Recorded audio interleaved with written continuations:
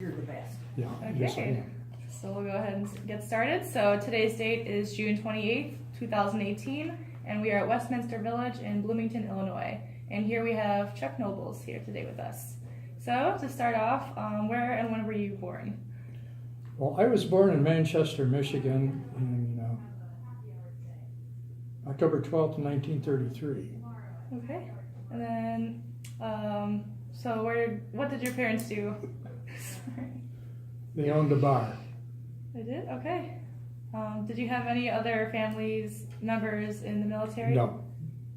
I had an uncle who was in about a year and a half, but he was so old they threw him out. And did you have any other siblings? A brother, One brother? Was he older or younger? younger, Younger? 12 years younger. Alrighty. And then what were you doing before you entered the service? Before the military, Yeah. I was a soda jerk in a drugstore. You probably don't know what they are. Not quite. Tell her. You tell us about it. Okay, so you said you served in the Army, and then did you enlist or were you I drafted? enlisted. You enlisted? And then why did you choose the Army specifically? Well, a lot of veterans after World War II came to my dad's tavern, and they were telling stories, and I was there to listen, and I really soaked it up. So when I turned 18, I enlisted. Very cool. And then next we have, what happened when you departed for training? And tell us a little bit more about those early days of training. Okay. Well, we were bused from Fort Custer, Michigan to,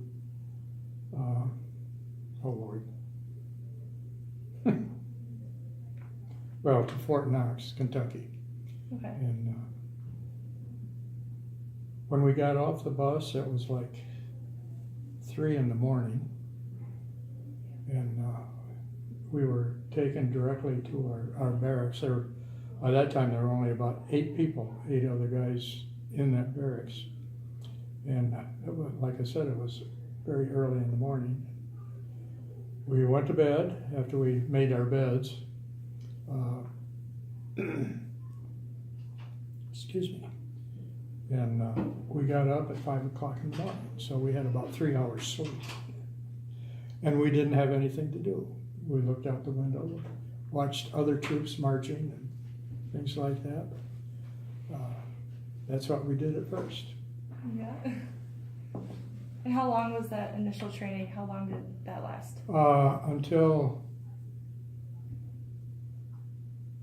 April, from the time we got there until April, and it was quite a thorough bunch of training. We learned everything we could, and because we were in Fort Knox, why they assigned us to tanks, and we drove them and fired the guns and things like that.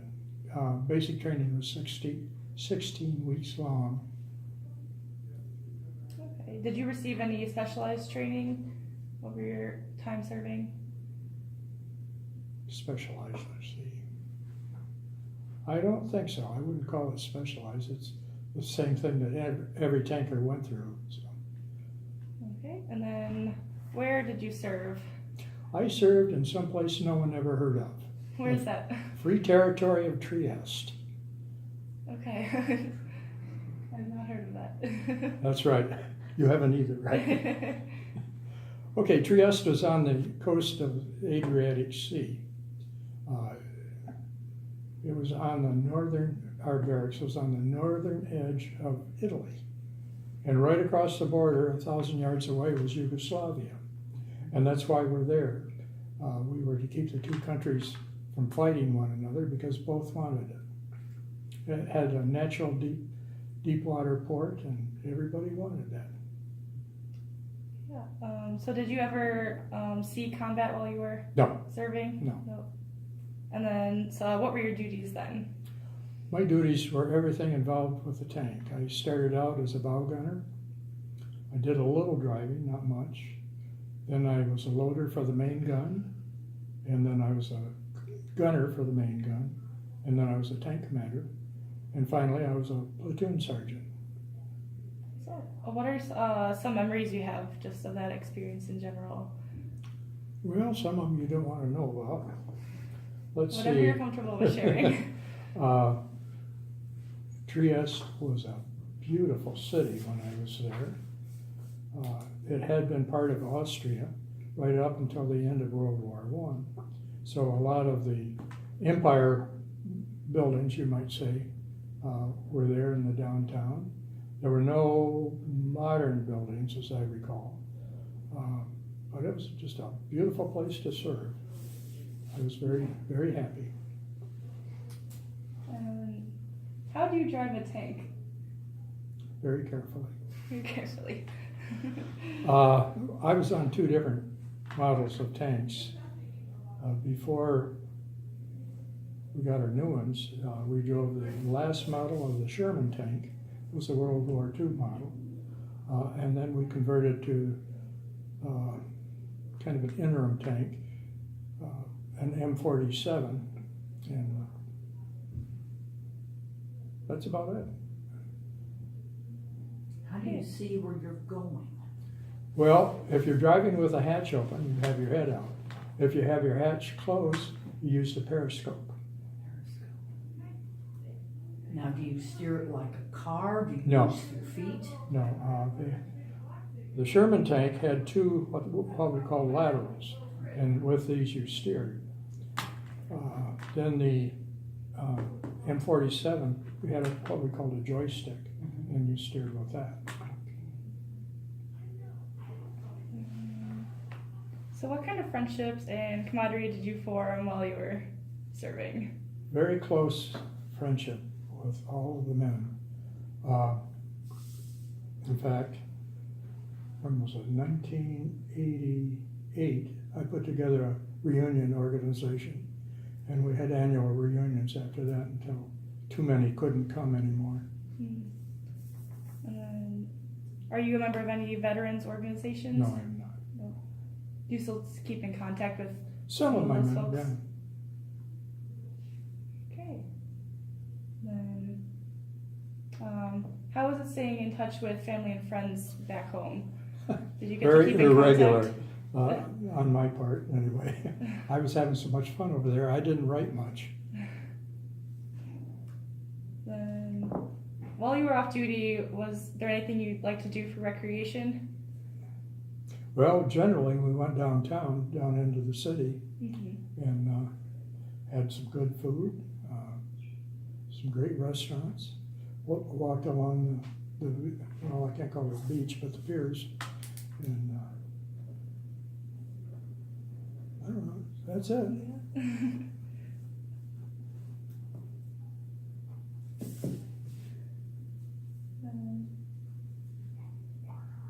Where did you go in R&R? R&R. Well, 3 times I went to Venice, which is right across the bay. Took 3 hours by train to get there. And Venice is a pretty neat town. It was really crowded in the summer, but in the winter, well, you could do anything you wanted.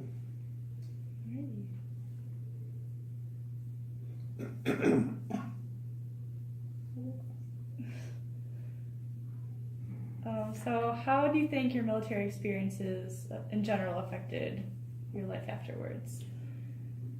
Well, my part of the Army was not really transferable to any civilian job.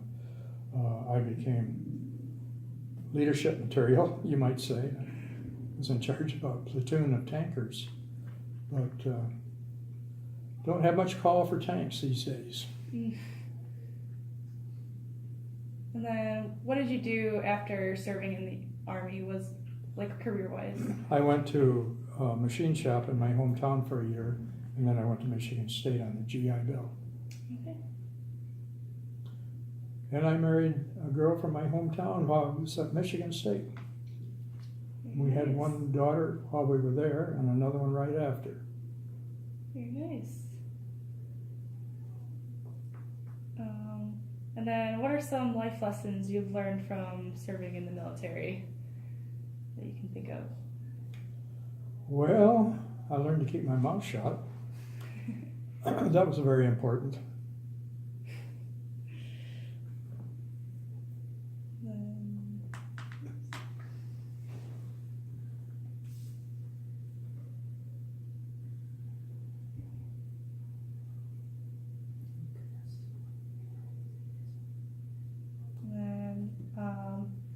What message would you like to leave for future generations who will hear this video or view this interview?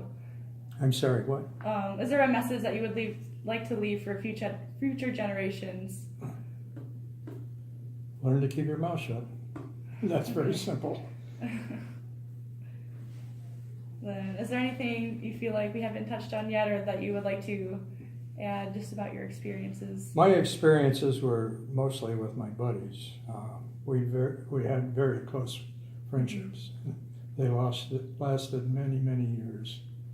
And they're a great bunch of guys. Yeah. They were my family for 2.5 years.